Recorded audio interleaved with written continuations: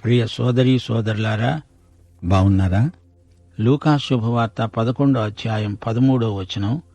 పరలోకమందున్న మన తండ్రి తనను అడిగే వారికి పరిశుద్ధాత్మను ఎంతో నిశ్చయముగా అనుగ్రహిస్తాడు. ఆయన ఇచ్చింది కృతజ్ఞతతో స్వీకరించాలి. తండ్రి తన బిడ్డలకిచ్చే ఈవి ఎంతో అమూల్యమైనది. పరిశుద్ధాత్మ బాప్తిస్మమిచ్చేవాడు యేసే.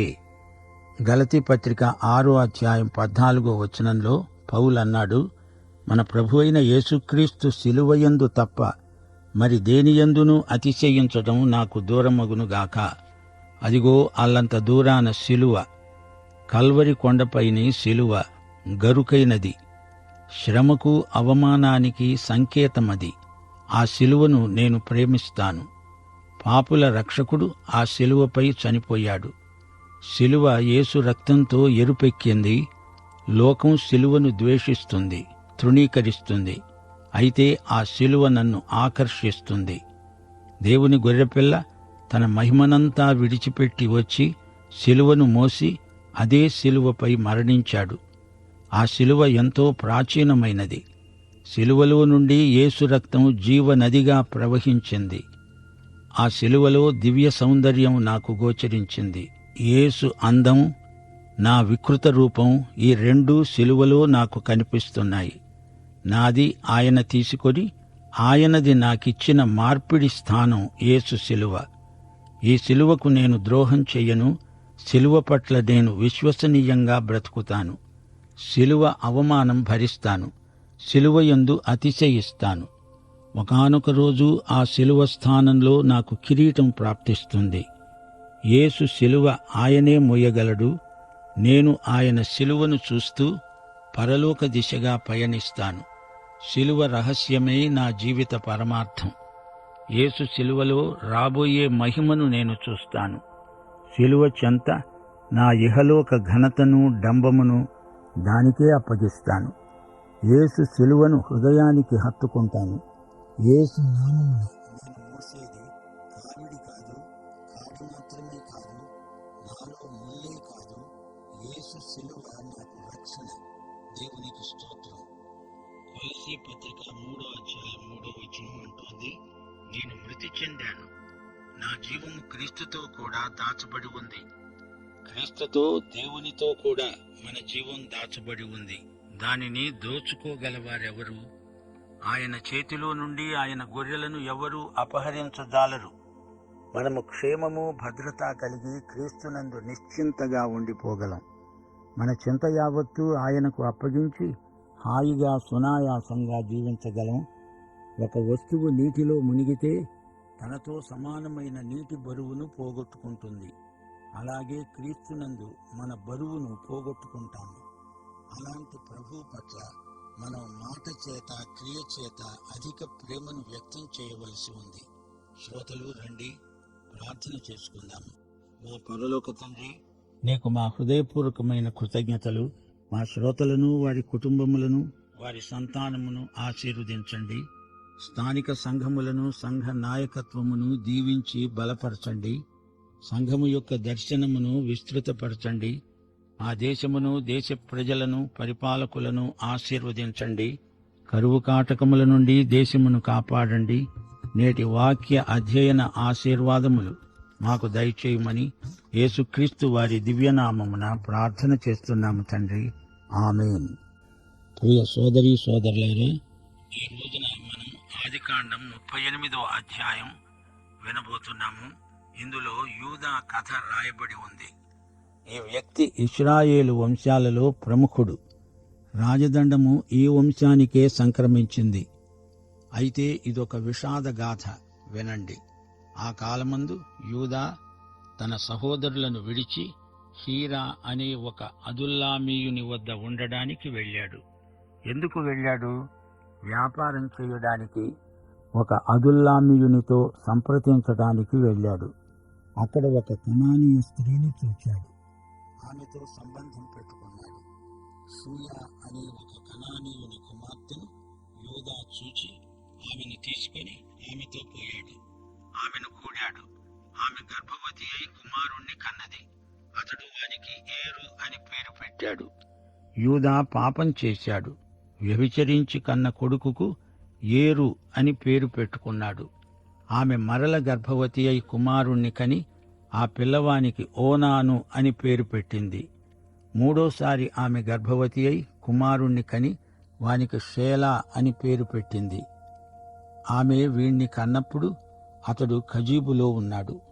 యూదా తన జ్యేష్ఠ కుమారుడైన ఏరుకు తామారు అనే స్త్రీని పెళ్లి చేశాడు. ఇక్కడ తామారు అనే వ్యక్తి మనకు కనపడుతున్నది. యేసుక్రీస్తు వంశావళిలో ఈమె పేరు ఉంది. ఈ కుటుంబమంతా ఒక పెద్ద పాప చరిత్ర. యూదా యొక్క జ్యేష్ఠ కుమారుడైన ఏరు యెహోవా దృష్టికి చెడ్డవాడు గనుక యెహోవా అతణ్ణి చంపాడు. అప్పుడు యూదా ఓనానుతో అన్నాడు, నీ అన్న భార్య వద్దకు వెళ్లి మరిది ధర్మము జరిగించి సంతానము కలుగ చెయ్యి. ఓనాను ఆ సంతానము తనది కానేరదు అని ఎరిగి ఆమెను కూడినప్పుడు తన అన్నకు సంతానము కలుగకుండా తన రేతస్సును నేల మీద విడిచాడు. అతడు చేసినది యెహోవా దృష్టిలో చెడ్డ పని గనుక ఆయన అతణ్ణి కూడా చంపాడు. అప్పుడు యూదా ఇతడు కూడా ఇతని అన్నల వలె చనిపోతాడేమో అనుకొని, నా కుమారుడైన షేలా పెద్దవాడు అయ్యే వరకు నీ తండ్రి ఇంట విధవరాలుగా ఉండమని తన కోడలైన తామారుతో చెప్పాడు. ఆ రోజుల్లో ఉన్న ఆచారము అలాంటిది. ఒక వ్యక్తి చనిపోతే అతని సోదరుడు చనిపోయిన వాని భార్యను, వితంతువును పెళ్లాడాలి. ఓనాను అలా చేయడానికి ఇష్టపడలేదు. అతని స్వార్థ బుద్ధికి గాను దేవుడతనికి మరణశిక్ష విధించాడు. యూదాకు మరొక కొడుకు ఉన్నాడు. విధవరాలైన తన కోడలికి యూదా సలహా ఇస్తున్నాడు, నా కొడుకుకు యుక్త వయస్సు వచ్చేంత వరకు నీవు వెళ్లి నీ తండ్రి ఇంట విధవరాలివై ఉండాలి. కాబట్టి తామారు వెళ్లి తన తండ్రి ఇంట నివసించింది. చాలా రోజులైన తరువాత షూయా కుమార్తె అయిన యూదా భార్య చనిపోయింది. తరువాత యూదా దుఃఖ నివారణ పొంది హీరా అనే తన స్నేహితునితో తిమ్నాతుకు తన గొర్రెల బొచ్చు కత్తిరించే వారి వద్దకు వెళ్ళాడు. యూదాకు హీరాకు ఉన్న వ్యాపార సంబంధం చూడండి. వీరిద్దరి మధ్య గొర్రెల వ్యాపారం జరుగుతున్నది. వీరిద్దరికీ ఉమ్మడిగా ఎన్నెన్నో గొర్రెలున్నాయి. గొర్రె ఉన్ని కత్తిరించేందుకు యూదా అదుల్లామీయుని వద్దకు వెళ్ళాడు. ఇంతకాలము తామారు వైధవ్యం అనుభవిస్తూ తండ్రి ఇంట ఉండిపోయింది. యూదా తన కొడుకైన షేలాను ఇచ్చేటట్లు లేడని తామారు పసికట్టింది. అప్పుడు షేలా పెద్దవాడైనప్పటికీ తనకిచ్చి పెళ్లి చేయకపోవడం చూచి తన వైధవ్య వస్త్రాలను తీసివేసి ముసుగు వేసుకొని శరీరమంతా కప్పుకొని తిమ్నాతుకు పోయే మార్గంలో ఉన్న ఏనాయిము ద్వారమున కూర్చున్నది. షేలా యూదాకు మూడో కొడుకు. తామారుకు యూదా మనస్సు తెలిసిపోయింది. అతడు ఎలాగూ తనను షేలాకు చేసుకోడు అని గ్రహించినదై ఈ విషయంలో ప్రత్యేక చర్యకు పూనుకున్నది. ఆమె విధవరాలి వస్త్రాలు తీసివేసింది, ముఖం కప్పుకొన్నది, దారి ప్రక్కన ఒక వేశ్యలాగా కూర్చున్నది. యూదా ఆమెను చూచి ఆమె తన ముఖము కప్పుకున్నందున వేశ్య అనుకొని ఆ మార్గమున ఆమె దగ్గరకు పోయి, ఆమె తన కోడలు అని తెలియక నీతో పోతాను రా అన్నాడు. అందుకు ఆమె అన్నది, నీవు నాతో వస్తే నాకు ఏమిస్తావు? చూడండి, ఈ యూదా ఎలాంటివాడో గమనించండి. తాను ఒక కనానీయ స్త్రీని చేసుకున్నాడు. ఆమె షూయ కుమార్తె. మళ్లీ ఇక్కడ తామారుతో సంపర్కానికి తయారయ్యాడు. ఈ కథంతా చీకటి తప్పు. యూదా అనుకున్నాడు, ఆమె వేశ్య. తన మామను మోసగించి తన కోరిక తీర్చుకోవాలని చూచిందామె. అతడన్నాడు, నేను మందలో నుండి మేకపిల్లను పంపుతాను. ఆమె అన్నది, నీవది పంపే వరకు ఏదైనా కుదవ పెడితే అలాగే ఒప్పుకుంటాను. నీ వద్ద ఏమి కుదవ పెట్టమంటావు అని అడిగాడు యూదా. ఆమె అన్నది, నీ ముద్ర, దాని దారము నీ చేతి కర్ర నా దగ్గర కుదవ పెట్టాలి. అలాగే అతడు వాటిని ఆమెకిచ్చి ఆమెతో పోయాడు. ఆమె అతని వలన గర్భవతి అయింది. అప్పుడామె లేచిపోయి తన ముసుగు తీసివేసి తన వైధవ్య వస్త్రాలను ధరించింది. తరువాత యూదా ఆ స్త్రీ వద్ద నుండి ఆ కుదువను పుచ్చుకోవడానికి తన స్నేహితుడైన అదుల్లామీయుని చేత మేకపిల్లను పంపినప్పుడు ఆమె అతనికి కనపడలేదు. యూదా తన స్నేహితుణ్ణి పంపించాడు. అతడు ఆమె కోసం వెతుకుతున్నాడు. ఇక్కడ ఒక వేశ్య ఉండాలి, ఆమె ఏది అని అక్కడి వారిని వాకబు చేస్తున్నారు. మార్గమందు ఏనాయిము వద్ద ఉండిన ఆ వేశ్య ఎక్కడ ఉన్నది అని ఆ మనుష్యులను అడిగితే వారన్నారు, ఇక్కడ వేశ్య ఎవరూ లేరే. కాబట్టి అతడు యూదా దగ్గరికి వెళ్లి, ఆమె నాకు కనపడలేదు, అక్కడి మనుష్యులు ఇక్కడ ఏ వేశ్య లేదే అంటున్నారు. యూదా అన్నాడు, మనలను అపహాస్యము చేస్తారేమో, ఆమె వాటిని ఉంచుకుంటే ఉంచుకోమను. ఇదిగో నేను ఈ మేకపిల్లను పంపాను, ఆమె నీకు కనపడలేదు అని ఊరుకున్నాడు. రమారమి 3 నెలలైన తరువాత యూదాకు తెలిసింది, నీ కోడలైన తామారు జారత్వం చేసింది. అంతేకాక ఆమె జారత్వము వలన గర్భవతి అయింది. అప్పుడు యూదా అన్నాడు, ఆమెను బయటికి తీసుకొని రండి, ఆమెను కాల్చివేయాలి. యూదా ఎంత పని చేశాడో చూడండి. తన అవినీతిని కప్పిపుచ్చుకుంటూ ఎదుటి వ్యక్తికి తీర్పు తీర్చే ధోరణి యూదా కనపరుస్తున్నాడు. తన సొంత ప్రజలు కనానీయులలాగా వ్యవహరిస్తున్నారు. అందుకే దేవుడు వారిని ఈ దేశం నుండి తొలగించి కొంతకాలం ఈజిప్టుకు పంపబోతున్నాడు. వారిని ప్రత్యేకించి గోషేను ప్రాంతములో ఉంచి కనానీయ ప్రాంతాల నుండి తప్పించబోతున్నాడు. ఇశ్రాయేలీయులు కనానీయులతో ఒకటైపోతే దేవుని సంకల్పానికి భంగము వాటిల్లుతుంది. ఈ యూదా ఏ విధంగా ప్రవర్తించాడో చూచాము గదా. సిగ్గుమాలిన రీతిగా వ్యవహరిస్తున్నాడు. ఇతరులలో పాపము ఉన్నదని శిక్షించాలని పలుకుతున్నాడే గాని తనలోని పాపాన్ని గుర్తించలేకపోతున్నాడు. దావీదు రాజు పాపము చేసినప్పుడు నాతాను ప్రవక్త వచ్చి అతనికి ఒక కథ చెప్పాడు, గొర్రెపిల్ల కథ. ధనవంతుడు తన పొరుగువాని గొర్రెను బలాత్కారంగా తీసుకొని దానిని వధించి అన్యాయం చేశాడు. ఈ మాట వినగానే దావీదు అతణ్ణి శిక్షించాల్సిందే అన్నాడు. అప్పుడు నాతాను, ఆ మనుష్యుడవు నీవే అని వేలు పెట్టి చూపాల్సి వచ్చింది. ఇది దాగని నిజం. పాపము చేసి శిక్ష అనుభవించాల్సిన వ్యక్తి ఇతరుల పాపాన్ని వేలుపెట్టి చూపడం జరుగుతుంది. అందుకే ప్రభువు వ్యభిచారమందు పట్టబడిన స్త్రీని ఉద్దేశించి, మీలో పాపము లేనివాడు ఈమె మీద మొదటి రాయి వేయండి అన్నాడు. సరే, ఇక్కడ యూదా సంగతి చూడండి. ఇతడు చేసిన పాపము ఘోరమైనది. తన స్వంత కోడలితో వ్యభిచారం చేశాడు. స్థానికంగా కనానీయులు అలాగే చేస్తారు. ఈ రోజున లోకమంతటా లైంగిక అవినీతి పెచ్చరిల్లిపోతోంది.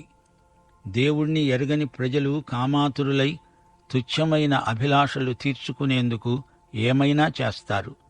గాని దేవుని ప్రజలు అట్టివారి నుండి ప్రత్యేకంగా ఉంటారు. అలా ఉండకపోతే దేవుడు వారిపై కఠిన చర్య తీసుకోవాల్సి వస్తుంది.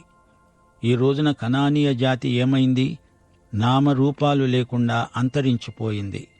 దేవుడు వారికి తీర్పు తీర్చాడు. సోదరీ సోదరులారా, చరిత్ర నేర్పే ఈ పాఠాలు ప్రతి ఒక్కరూ నేర్చుకొని తీరాలి. విశేషించి క్రైస్తవ ప్రజలు తమ ప్రత్యేకతను కాపాడుకోవాలి. ఈ 38వ అధ్యాయం అసలు బైబిలులో ఎందుకు ఉన్నది అంటారా? మనకు పాఠం నేర్పడానికే. దేవుడు పాపాన్ని సహించడు. ఇశ్రాయేలు తన సొంత ప్రజలే అయినా వారు పాపము చేసినప్పుడు, తమ ప్రత్యేకతను కోల్పోయినప్పుడు దేవుడు వారిని తీసుకొని పోయి అన్యుల దేశంలో ఈజిప్టులో ఉంచి వారికి క్రమశిక్షణ అలవరిచాడు. 25వ వచనం, ఆమెను బయటికి తీసుకొని వచ్చినప్పుడు ఆమె తన మామ వద్దకు ఆ వస్తువులను పంపి కబురు చెప్పింది, ఇవి ఎవరివో, ఆ మనుష్యుని వలన నేను గర్భవతినయ్యాను. ఈ ముద్ర, ఈ దారం, ఈ కర్ర ఎవరివో దయచేసి గుర్తుపట్టండి. యూదా ఆమెను కాల్చి చంపాలి అన్నాడు. ఆమె అన్నది, నేను కనబోయే బిడ్డకు తండ్రి ఎవరో మీరు తెలుసుకోండి. ఈ వస్తువులు ఎవరివో, అతడే నేను కనబోయే బిడ్డకు తండ్రి. ఇవిగో ఆ వస్తువులు. యూదా వాటిని చూచాడు. ఆ వస్తువులు తనవే అని గుర్తుపట్టాడు. అన్నాడు, నేను నా కుమారుడైన షేలాను ఆమెకివ్వలేదు గనుక ఆమె నాకంటే నీతిమంతురాలు. అతడు ఆమెను మళ్లీ ముట్టలేదు, ఆమెను కూడలేదు. తాను చేసిన నీచమైన పనికి తనకే అసహ్యమేసింది. కనానీయ ప్రజల పద్ధతులను తాను అనుసరించటం సిగ్గుచేటు. సోదరీ సోదరులారా, ఈ కథ నుండి మనము నేర్చుకోవలసిన పాఠాలు లేకపోలేదు. ఇవన్నీ మనకు ఉపయుక్తమైన పాఠాలు, దృష్టాంతాలు. నేటి తరానికి క్రైస్తవులమైన మనము మంచి మాదిరిగా ఉండాలి. వారి అంతస్తుకు మనము దిగజారకూడదు. మన నైతిక ప్రమాణాలు ఉన్నతమైనవి. ఈ విషయంలో లోకంతో రాజీ పడే ప్రసక్తే లేదు. అలనాడు నోవహు ప్రజాభిప్రాయానికి వ్యతిరేకి. అందరూ నోవహు పిచ్చివాడు అన్నారు. గాని అతడు ఓడను నిర్మించడము మానలేదు. దేవుడు చెప్పినట్లే చేశాడు. సోదరుడా, సోదరి, నీవైతే అలా చేస్తావా? లేక నలుగురితో పాటు వారి సలహాను అనుసరించి దిగజారిపోతావా? మనము ప్రజలకు ఉన్నత ప్రమాణాలను చూపాలి గాని లోకంతో ఒకటైపోకూడదు. కాకిని కోకిలగా మార్చాలి గాని కోకిలను కాకిగా మార్చకూడదు. గోధుమ గింజల వంటి మనము గురుగులను గోధుమలుగా మార్చాలి గాని మనము గురుగులతో కలిసిపోకూడదు. దేవుని వాక్య ప్రమాణానికి మనం ఎదగాలి గాని దిగజారిపోకూడదు. ప్రజలను ఆకర్షించడానికి లౌకిక పద్ధతులు వాడకూడదు. దానియేలు రాజాజ్ఞను సైతం ధిక్కరించి తన ఉన్నత ప్రమాణాన్ని నిలుపుకున్నాడు. జనాకర్షణ పద్ధతులు మనకు పనికిరావు. జనం వచ్చినా రాకపోయినా మన నైతిక ప్రత్యేకతను ఎట్టి పరిస్థితుల్లోనూ కోల్పోకూడదు. యేసు ప్రభు 12 శిష్యులనే ఏర్పరచుకున్నాడు. పెద్ద గుంపును చేర్చుకోలేదు. ఏదో బ్రహ్మాండమైన జనసమూహం వస్తేనే కాని అది గొప్ప సేవ కాదు అని భ్రమపడకూడదు. కొద్దిమంది ఉన్నా కంగారు పడనక్కర్లేదు. ఎంతమందికైనా సాక్ష్యము చెప్పడానికి సిద్ధంగా ఉండాలి. దేవుని వాక్యాన్ని నమ్మకంగా బోధించాలి. దేవుని వాక్యం బలమైనది. వాక్యామృతాన్ని మంచి శుభ్రమైన స్వచ్ఛమైన పాత్రలో పోసి ప్రజలకు అందించాలి. అయితే యూదా సంగతి చూడండి. అతడు తన సాక్ష్యాన్ని పూర్తిగా పోగొట్టుకున్నాడు. తాను కూడా సగటు కనానీయుడి స్థాయికి దిగిపోయాడు. దానివలన వచ్చిన ఫలితాలు ఎంతో విషాదకరమైనవి. తామారు ప్రసవకాలమందు కవల పిల్లలు ఆమె గర్భంలో ఉన్నారు. ఆమె ప్రసవిస్తున్నప్పుడు కవల పిల్లల్లో ఒకడు తన చేయి బయటకు చాచాడు గనుక మంత్రసాని ఎర్రనూలు తీసి వాని చేతికి కట్టి ఇతడు మొదట బయటికి వచ్చాడు అని చెప్పింది. అతడు తన చేయి వెనుకకు తీసినప్పుడు అతని సహోదరుడు బయటికి వచ్చాడు. అప్పుడు ఆమె అడిగింది, నీవెందుకు ఇలా చీల్చుకొని బయటికి వచ్చావు? అందుచేత అతనికి పెరెసు అని పేరు పెట్టబడింది. తరువాత చేతికి తొగరు నూలు గల అతని సహోదరుడు బయటికి వచ్చాడు. అతనికి జరహు అని పేరు పెట్టబడింది. ఇప్పుడు మనము కొత్త నిబంధనలో మత్తయి సువార్త 1వ అధ్యాయంలో యేసుక్రీస్తు వంశావళిని పరిశీలిస్తే మనకు ఒక సంగతి బోధపడుతుంది. అబ్రహాము ఇస్సాకును కన్నాడు. ఇస్సాకు యాకోబును కన్నాడు. యాకోబు యూదాను అతని అన్నదమ్ములను కన్నాడు. యూదా తామారునందు పెరెసును జరహును కన్నాడు. పెరెసు ఎస్రోమును కన్నాడు. ఎస్రోము అరామును కన్నాడు. ఈ విధంగా ఈ వంశావళిని అనుసరిస్తూ పోతే చిట్ట చివరికి 16వ వచనంలో యాకోబు మరియ భర్త అయిన యోసేపును కన్నాడు. ఆమె యందు క్రీస్తు అనబడిన యేసు పుట్టాడు. శరీరరీతిగా యేసుక్రీస్తు యూదా తామారు ద్వారా వచ్చాడని, యేసుక్రీస్తు వంశవృక్షంలో వీరందరి పేర్లు ఉన్నాయని మనము గుర్తించాలి. యేసు మానవ కుటుంబంలో ప్రవేశించినప్పుడు ఆయన వంశావళిలో పాపుల పేర్లు ఉండడము ఆశ్చర్యమేమీ కాదు. సోదరీ సోదరులారా, యేసుక్రీస్తు ఎంత ఘనుడో చూడండి.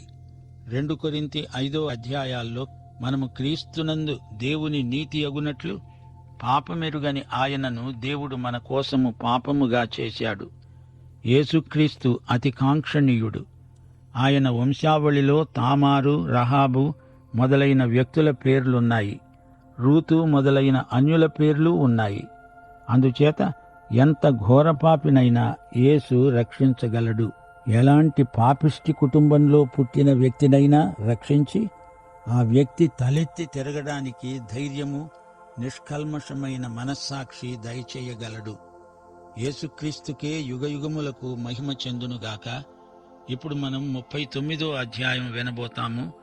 మీరు ఈ అధ్యాయమంతా ముందుగా చదువుకొని సిద్ధపడి ఉండండి. మళ్ళీ యోసేపు మనకు ఈ అధ్యాయాల్లో కనిపిస్తాడు. యోసేపు జీవితంలో అడుగడుగునా దేవుని నడుపుదల మనకు కనిపిస్తుంది. పాఠం ఇక్కడ ముగిస్తాము. ముగింపులో ప్రార్థన చేసుకుందాము. ప్రతి ఒక్కరూ తల వంచండి. పరిశుద్ధ దేవా, నీ ఆశీర్వాదాలన్నిటినీ లెక్కించడానికి నిత్యత్వపు కాలము సరిపోదు. నీ వాక్యాశీర్వాదముల కొరకు నీకు కృతజ్ఞులం. తండ్రి, నీవు మాకు అనుగ్రహించిన ఈ అమూల్యమైన పాఠం కోసం నీకెంతో కృతజ్ఞతాస్తుతులు సమర్పిస్తున్నాం. మేము నేర్చుకున్న పాఠాలను మా వ్యక్తిగత జీవితాలకు అన్వయించుకొని బ్రతకడానికి పరిశుద్ధాత్మ మాకు సహాయం చేయి. మేము నీ మహిమార్థమై ఈ లోకములో జీవించడానికి బైబిలులో కొందరు వ్యక్తుల జీవితాలలో నీ కృప అపరిమితముగా విస్తరించిన వైనం చూడడానికి మాకు కనువిప్పు కలిగించుమని, నేటి పాఠమందరి విషాదకరమైన సంఘటనలను బట్టి మా జీవితాలను మేము సరిదిద్దుకోవడానికి నీ కృపా విశేషము మాకు అనుగ్రహించుమని, మహిమ పొందుమని, సైతానీయ దుష్ట శక్తులను లయపరిచి దూరపరచుమని యేసుక్రీస్తు వారి శుభనామమున ప్రార్థన చేస్తున్నాము తండ్రి. ఆమేన్.